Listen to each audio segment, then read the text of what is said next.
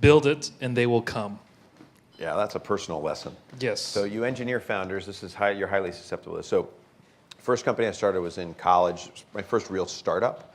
And we had a great product for a very niche market, which we thought was going to really go gangbusters. We built an incredible product, first and only of its kind, still in the market today. This was, I think we shipped in 1994. So long time this product has been around. Still can be bought by general aviation pilots today.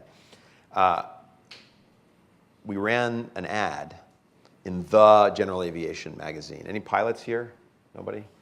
AOPA Pilot was the magazine, right? The phone didn't ring.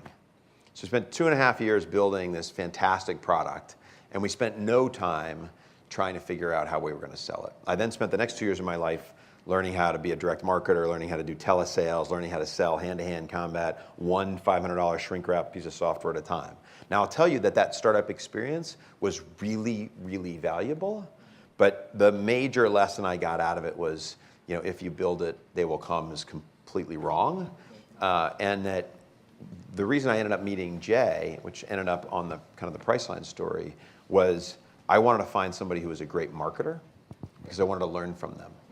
And so for those of you who are kind of early in your career, piece of advice around that, not so much the Field of Dreams analogy, right, but the actual, if you're thinking about going in, starting your first company, or you find this kind of world to be attractive to you, the most important thing you could do is to find a successful founder who's doing it again, and find some way to carry their bags for them. Bring whatever skills you have to the table, and spend that 3 or 4 years really building your company with that person, because you're going to learn so much more, so much faster, and you're going to avoid a bunch of mistakes they're kind of JV mistakes.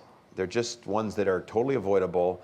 We all make them our first time around, but we don't have to. If you could just go through it a couple of times, you have a much, much, much higher likelihood of being successful when you do step out. And if you're 24, 25 years old, doing a 5-year stint with a great founder and then stepping out, you're not losing any time, right? You're just much, much more likely to be successful. That doesn't mean you shouldn't go jump out if you're on your own and you have a great idea and you want to go run after it, but it's just your likelihood of success goes up so much more appreciably. That's kind of like what Jack Dorsey has said. It said it doesn't matter, it doesn't matter about your idea. He said that get on the rocket ship. It doesn't matter where on the rocket ship. You could be in the engine room. You could be in the fuselage. Doesn't matter. Just get on the damn rocket ship.